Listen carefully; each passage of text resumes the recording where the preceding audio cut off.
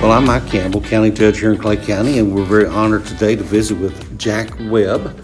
And we're actually in the museum, the jail museum that Clay County has done such a great job on. And where are we exactly in the museum, Jack? Well, we're in the holding cells on the first floor. Now, was this the drunk tank, or was this just sort of a... Well, we didn't actually have a drunk There was tank, no drunk tank? This is where we put the drunks, all right. But the other prisoners Sure. took care of them. So, Jack, They got what's your unruly. connection to the jail? What's your relationship as far as how the story you're about to tell us is pretty interesting, pretty exciting. So, how did you come about this? Well, let me start at the beginning, I guess. Of course, I was 22 years old, and Tommy Covington offered me the job as deputy, so I moved down here. We moved into the jail, my wife and I. She cooked for the prisoners, and we had to be here all the time. Now, what year was this? When was this? It was 1963. In 63, okay. When that the year he was elected, I think. Anyway.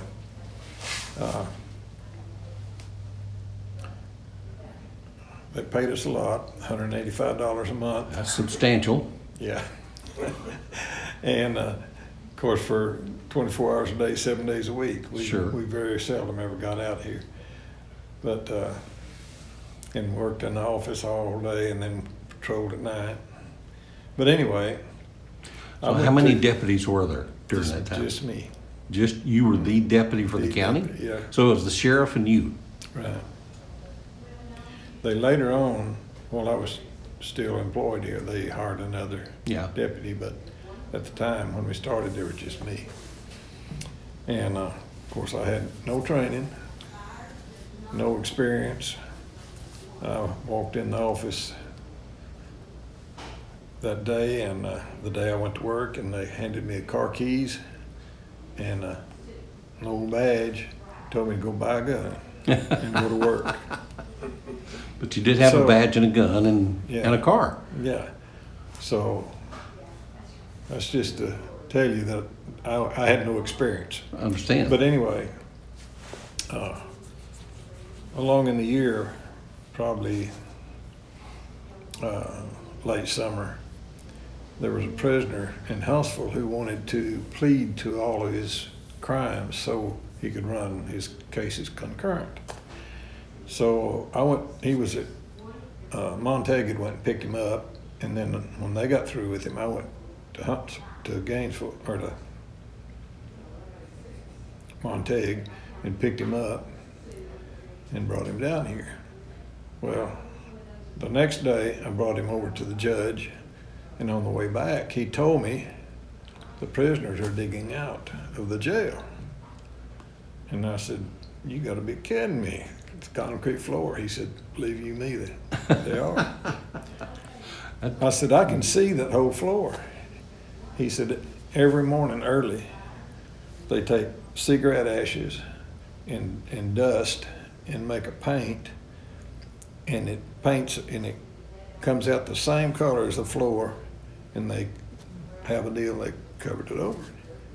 How many prisoners were in here at that time? Well, the schoonovers were in here. There were 3 of those, and 3 boys or 3 men and 2 women. Yeah. The women, of course, were upstairs. And then there was Richard, and I cannot think his last name. And there were several. And his brother. Yeah. And this guy and a couple more. Yeah. So there were about 6 or 8. Yeah. At least. And this little old space right here, because Yes. we didn't use that up there. Right. Anyway, so I put him back in the cells, and I went over and told Tommy what he told me. And Tommy Covington was the sheriff at that time. So he calls a couple of highway patrol, Bill Nobles and his partner, and Texas Ranger that was here.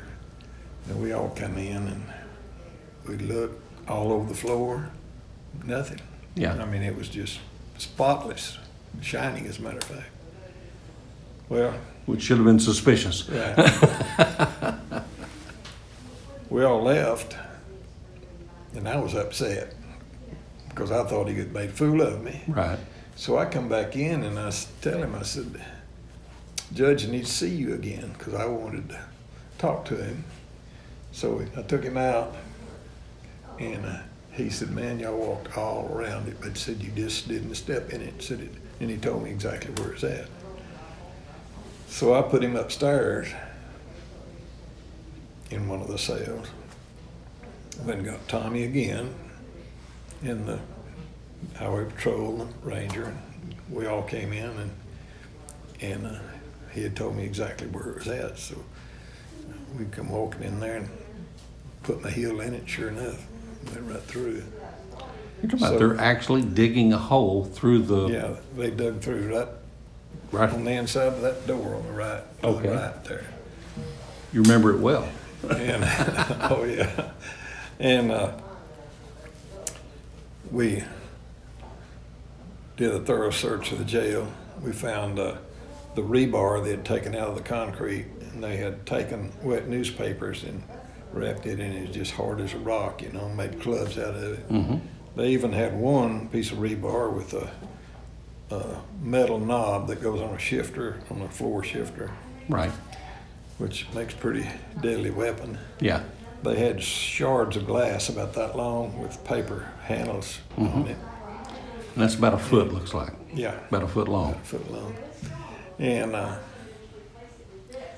course, they were all under the mattresses and everything.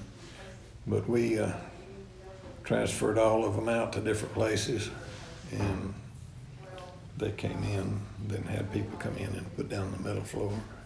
And that's what we're on actually right now. That's how come, Absolutely. that's why there's a metal floor that we're standing on right now. Absolutely. Well, that could have been bad. Yes, it could have. Could have been bad. So it's interesting to how things develop into the way they are right now. Yeah. It's because somebody did something that required some, as my favorite word now is mitigation. Yeah. Had to figure out how to fix it. So Yeah, they were flushing the dirt, mixing it up and flushing it down the commode, but they would have had to go 10 foot to get to the outside. looks like they would have started closer to the wall. But the only thing about it was they had it where you couldn't see in There there. you go. How big a hole was it? How much? Oh, it was just big enough for a man to get down in. Okay. About 2 foot About like a square. manhole. Yeah. Okay. Well, that's interesting. So what happened next? I mean, what happened to them? Well, they eventually came back after they got the floor in. They were transferred back, and they all, of course, all went to prison. But You got to wonder where they are today. the Schoonovers had burglarized Coleman's house down by Midway, down South Midway, and stole a bunch of guns. And we had all them. They all, several of them, they were all habitual criminals. Right, They were right. many-time losers, all of them. So how old were you when this was going on? 22. 22 years with a wealth of experience. Yes. Well, those were interesting times, no doubt. Right. And so what a great story. And but it turned out well. Yeah. Could have been bad, but thanks Right. to somebody, I guess, what do you call that, a stool pigeon? Right. That was willing to share that information. Y'all were able to avoid what could have been a bad thing. All right. Yeah, and he, of course, he was expecting something out of it too. Oh, so well, there you go. Yeah, I understand. He didn't do it out of the goodness of his heart. What a good old boy. Right. I get it. All right. Well, Jack, anything else we need to talk about that? No, not really, I don't guess. Upstairs, out in the foyer there, there's 2 cells on each side, about the hangman's. Right. And the girls were always put on this side in the cell up there. And the juveniles were put over here if we ever had one. Right. Different times than today. Right, So. absolutely. All right. Well, good deal. Well, Jack, thank you so much for taking time, sharing this with us, and We'll have to get together. I bet you got more stories than this. I bet there's some more out there that we need to probably ought to talk about. They paid us $1.25 a day to feed each prisoner. $1.25 per prisoner? Per prisoner. Oh, okay. So it's about 60-something cents a meal, for her to cook it and serve it and everything. And What we was a didn't get typical veg. meal? We had our regular meal was biscuits and gravy for breakfast, oatmeal for breakfast, and then for supper, she cooked a lot of different stuff. Yeah. But, Doesn't sound too bad to me right offhand. Home cooked meal. except there's just 2 meals a day, and it sure got long. Oh, I bet that's right. They didn't gripe too much about the food when Well, we got it. Well, the thing is, this is not supposed to be a fun place to Right, be. absolutely. Not supposed to get fat in jail, It's I not guess. like it is now. I know it. It's way different. Right. All right. Well, Jack, thank you so much. Appreciate your time. You bet.